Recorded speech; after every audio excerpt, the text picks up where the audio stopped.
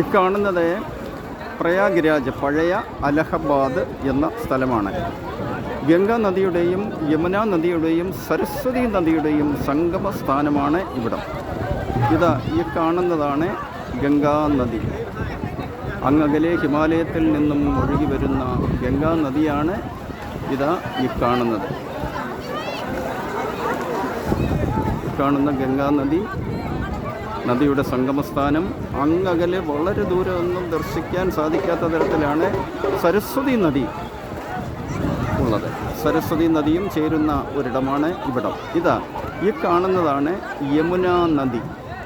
അങ്ങകലെ നിന്നും ഒഴുകി വരുന്ന യമുന നദിയാണ് ഇതാ ഈ കാണുന്നത്. ഈ കാണുന്ന യമുന നദി. യമുന നദിയും ഗംഗാ നദിയും സരസ്വതി നദിയും സംഗമിക്കുന്ന പ്രയാഗ്രാജ്. പുതിയ പേരാണ് പ്രയാഗ്രാജ്. മുൻപുള്ള ഇതിൻ്റെ പേര് അലഹബാദ് എന്നായിരുന്നു. ഇവിടമാണ് 3 നദികളുടെയും സംഗമസ്ഥാനം.